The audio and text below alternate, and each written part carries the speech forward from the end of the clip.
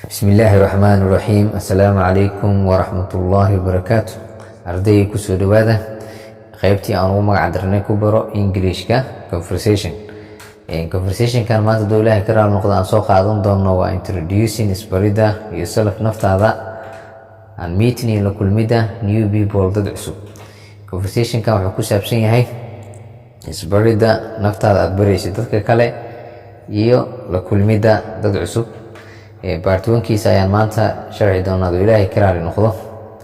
Conversationka wuxuu dhex mara gabar la dhaho Emma iyo wiil la dhaho Tafer. Labaas qof ayaa sheekaysanayaan. Emma bilaabaysa hadalka waxay dhahaysaa hey iyo hi waa salaamaha isku salaamaan dadkaan aan ahayn muslimiinta. Hey looks like waxay u eg tahay conversationka ayaa gelaynaa. Looks like waxay u eg tahay we are gonna be lab partners inaan noqonayno saaxiibo laabka, dad saaxiibo oo laabka iskala shaqeeya inaan noqonayno. This semesterkan I am Emma, ani waxaan ahay Emma. Semester waxaa lahaa markii jaamacadaha la joogo sanadka waxaa loo kala qaadaa laba gelin oo kale ah, 6 bilo hore iyo 6 bilo dambe. 6 bilo hore waxaa lahaa semester, 6 bilo dambena waxaa lahaa semester. Marka sidaas ayay leedahay.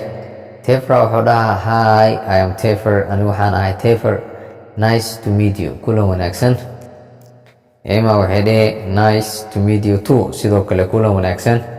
You don't look uma ekid very familiar to me, midaan aad u garanayo uma ekid. Are you new, maku cusub tahay to this school, iskuulkan maku cusub tahay? Tafer wuxuu dhahaa I am, haa waa ku cusbahay. My family and I, anigi iyo qoyskayga, just moved here, halkan ayaan usoo guurnay. Last month, bishii u dambeysay halkan ayaan usoo guurnay. Emma waxay dhahay where did you live, halkay ku nooleed before, ka hor halkay ku nooleed intaad usoo guurin halkan, halkay ku nooleed?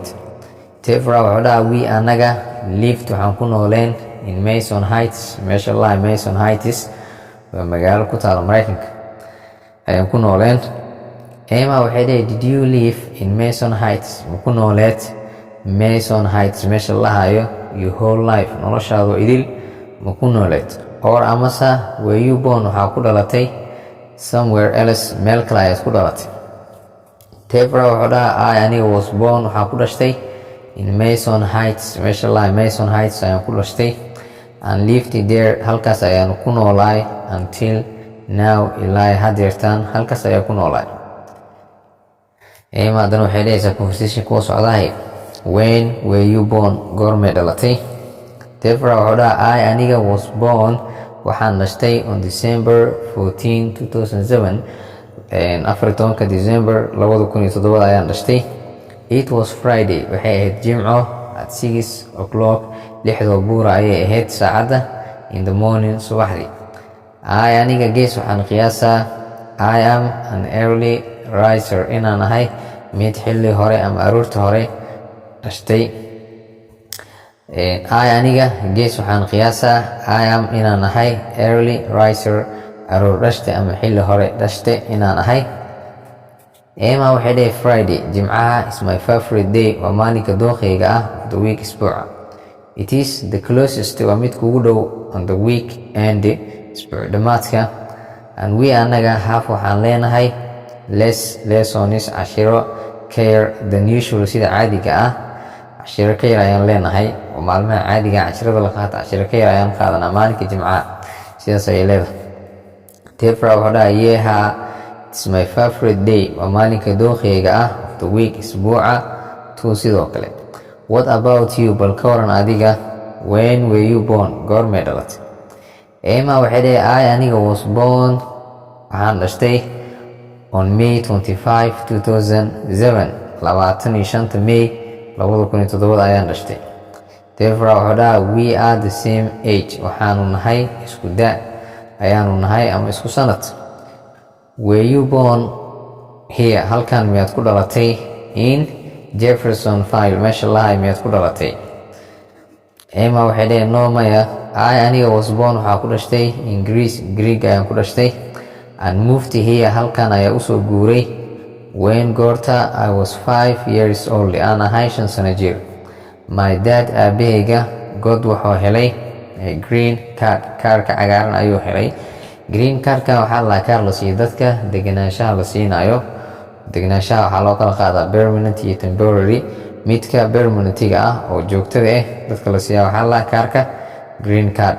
and god wuxuuna helay job shaqo here halkan ayuu ka helay. therefore waxaa wow that's nice, taasi way fiican tahay. soo sidaa daraadeed do you go back dee halkaas ma ku laabataa very often, badanaa halkaas ma ku laabataa. Emma waxay dhahay yes ha my family qoyskayga and I aniga spendi waxaan ku bixinaa summer vacation fasaxyada summerka. summerna waxaa la xili kuleelaadka in Greece Greek dhexdiisa. marka yes ha my family and I aniga iyo familkayga spend waxaan ku bixinaa summer vacations fasaxyada summerka in Greece Greek ayaan ku bixinaa. summer waxaa la xagaaga every 2 years 2 sano oo kaste.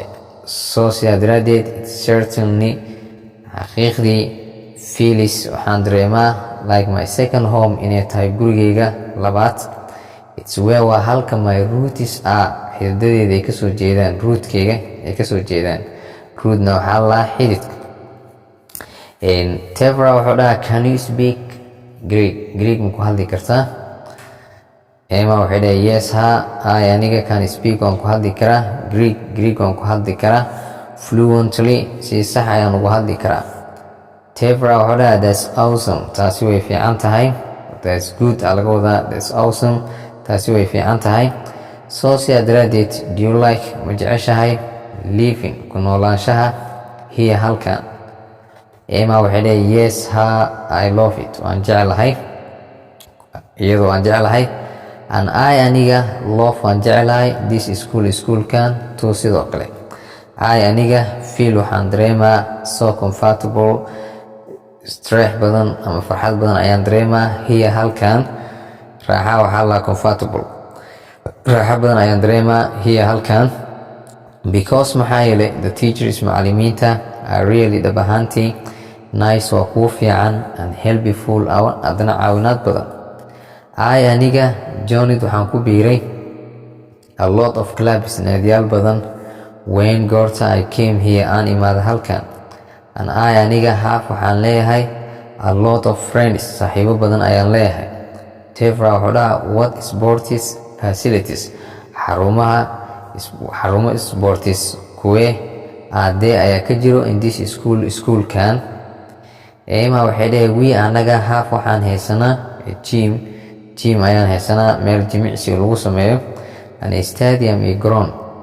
we anaga also sidoo kale lucky waxaan ahanay nasiibloyaal to have haysashada swimming pool barkad dabaal aan haysano in our schoolkeena sidoo kale ku nasiib badanna.